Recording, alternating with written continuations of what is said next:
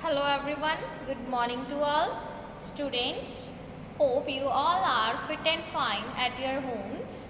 So today we will discuss the unit number 8 division. Hope you all are know about the basics of the division. So let's start the exercise number 8A from the assignment number 3rd. And the first question is fill in. Students आपने इसमें fill करना है divide करने के बाद। जैसे first question है आपके पास 8 डिवाइड बाई 2, 8 को 2 से डिवाइड करना है, ठीक है।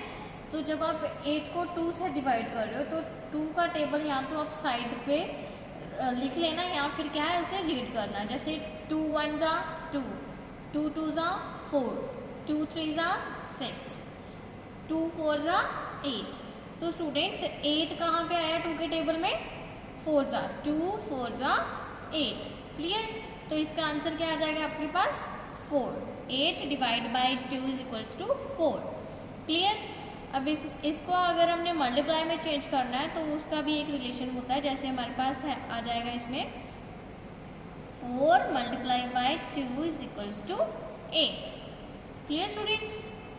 तो आपने जिस टेबल आप जैसे सेकंड है, ठीक है, जिस टेबल को आप रीड कर रहे हो उस पर देख लेना है कि कौन सा नंबर पे आ रहा है वो डिजिट, तो आप उसे लिख दोगे, वो उसका आंसर होगा। जैसे सेकंड है 14 डिवाइड बाई 2, फिर से आप 2 से डिवाइड कर रहे हो तो 2 का टेबल रीड आउट करो। 2 1 जा 2, 2 2, 2 2 जा 4, 2 3 जा 6, 2 4 जा 8, 2 5 जा 10, 2 6 जा 12, 2 7 जा 14।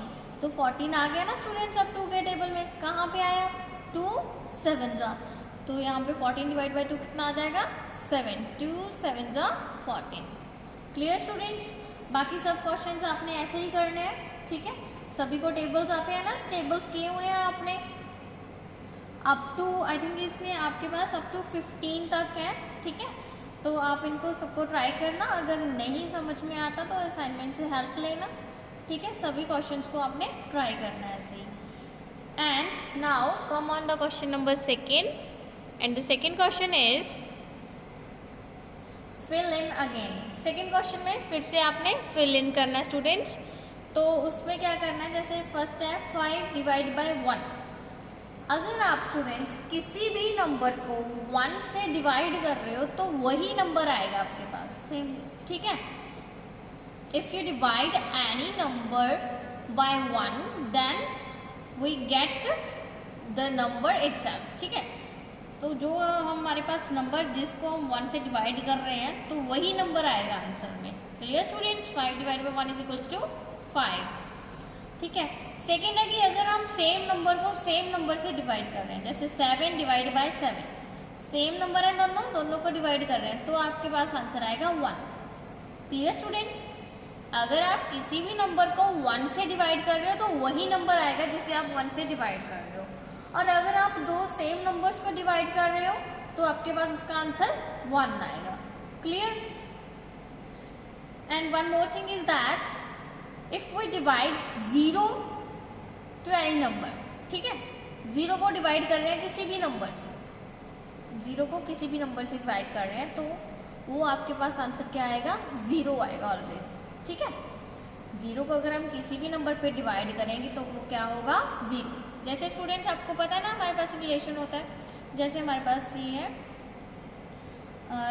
आप 9 का टेबल रीड आउट करोगे ना यहाँ पे, तो यहाँ पे 9 0 जा 0 होता है, तो इसका आंसर 0 आ गया। तो आप इसे मल्टीप्लाई में भी लिख सकते हो ना, 9 0 जा 0, ठीक है।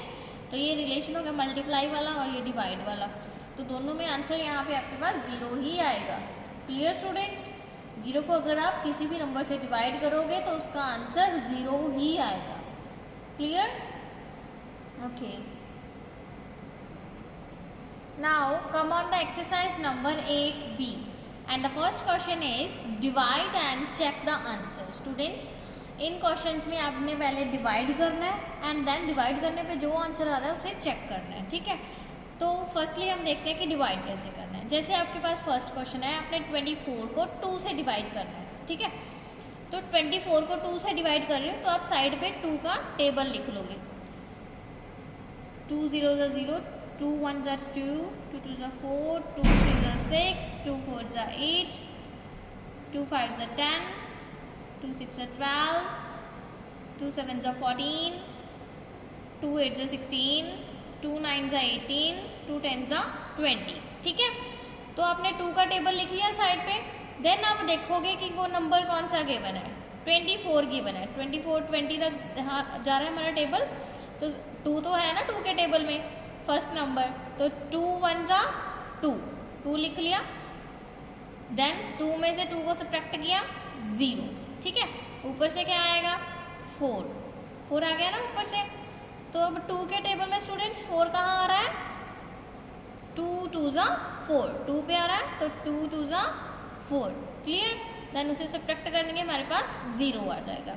अब इसे चेक कैसे करना है, चेक कैसे करते हैं स्टूडेंट्स, जो हमारा डिविडेंड होता है जी ये वाला, ठीक है, ये हमारा होता है डिविडेंड। जो डिविडेंड होता है वो किसके इक्वल होता है, कोशिएंट मीन्स के जो आंसर आया आपका मल्टीप्लाई बाय डिवाइजर, जिससे आप डिवाइड कर रहे हो डिविडेंड को। ठीक है, dividend is equals to quotient multiply by divisor when remainder is 0। ठीक है, जब रिमाइंडर 0 होगा तो आपका ये इसके इक्वल आएगा। तो चेक कैसे करना है, डिविडेंड आपका 24, कोशिएंट इनटू डिवाइजर देख लो, कोशिएंट है 12, डिवाइजर है 2। सो स्टूडेंट्स 12 इंटू 2 क्या होता है आपके पास 24। तो ये क्या है, दोनों इक्वल आ रहे हैं, इट मीन्स हमारा आंसर सही है। Clear, and same method for the other questions. ठीक है, बाकी क्वेश्चंस में भी आपने सेम ही करना है। क्या करोगे इसमें आप,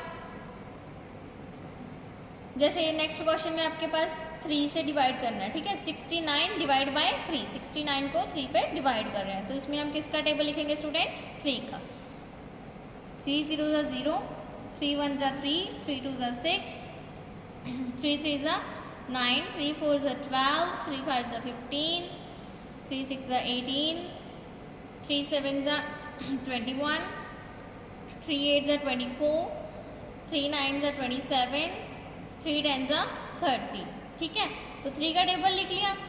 अब नंबर कौन सा गिवन है एज अ डिविडेंड 69, तो 3 के टेबल में स्टूडेंट 6 कहाँ पे आ रहा है, 3 2 ज़ा 6, 3 2 ज़ा 6 आ रहा है ना, तो 3 2 ज़ा 6, 2 को एज अ कोशिएंट लिखेंगे और नीचे 6 आ गया, तो 6 में से 6 गए सब्ट्रैक्ट करेंगे 0, ऊपर से क्या आएगा 9।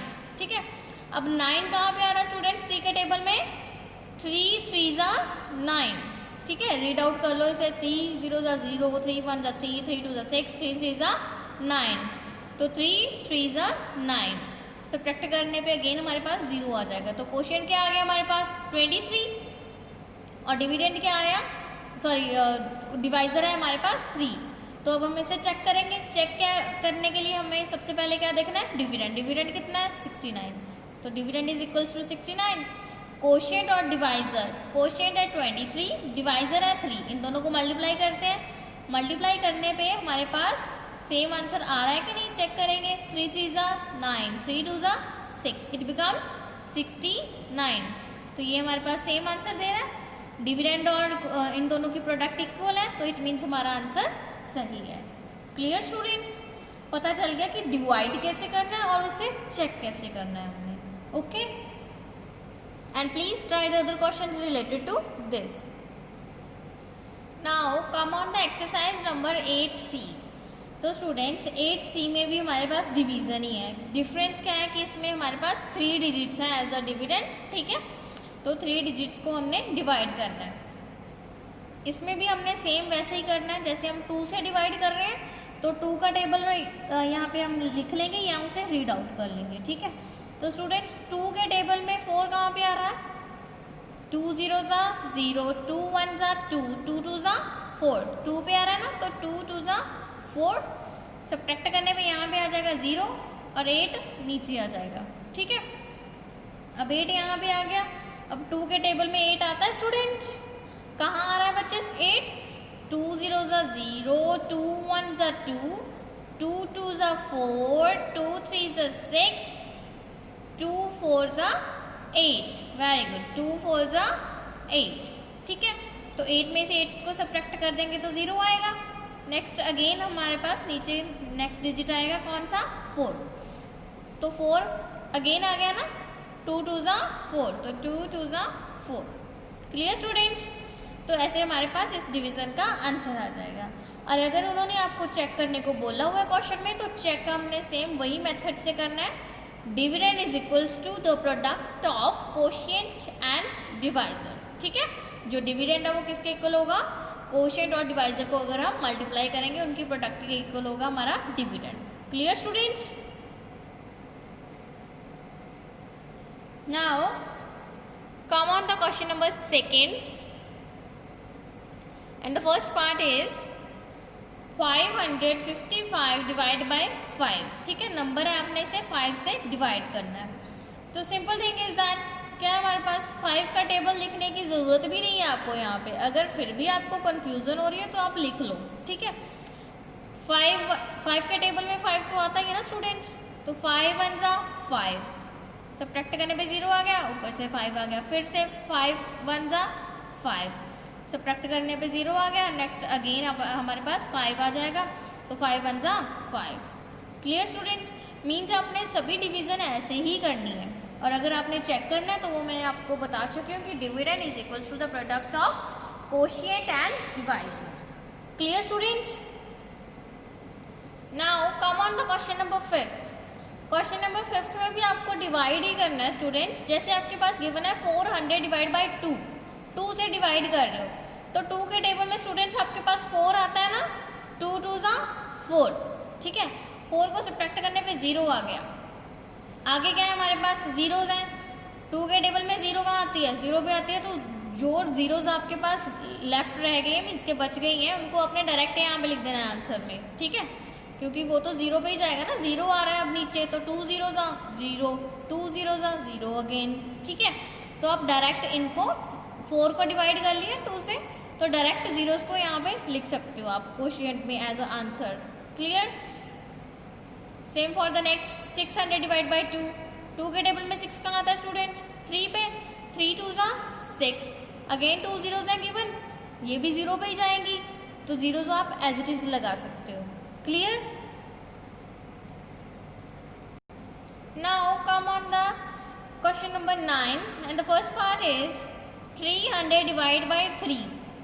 ठीक है, सभी क्वेश्चंस वैसे ही हैं स्टूडेंट्स, सभी क्वेश्चंस को आपने ट्राई करना है। ठीक है, नोट डाउन करना है नोटबुक पे और उनकी प्रैक्टिस भी करनी है। जैसे आपके पास फर्स्ट क्वेश्चन है 300 डिवाइड बाय 3, तो स्टूडेंट्स हमने ये नहीं देखना 300 पूरा नहीं देखना, फर्स्ट डिजिट देखेंगे। 3 के टेबल में 3 कहाँ आता है, 1 पे ही आता है ना, 3 1 ज़ा 3, तो जब हम इसे सब्ट्रैक्ट कर देंगे तो 0, 2 जीरोस एज इट इज़ लगा देंगे। Clear? Same for the 500 divide by 5, 5 1 ज़ा 5 होता है, 2 जीरोस एज इट इज़ लगा देनी है। Same for the next others. Clear students? तो डिवीज़न पता चली कैसे करना है और हमने जो आंसर आया वो कैसे चेक करना है। ठीक है, so students please try all the questions related to these exercises. If there is any problem then I will send this assignment to you. Okay, then take help from them. Okay students, stay home, stay safe. Thank you, have a nice day.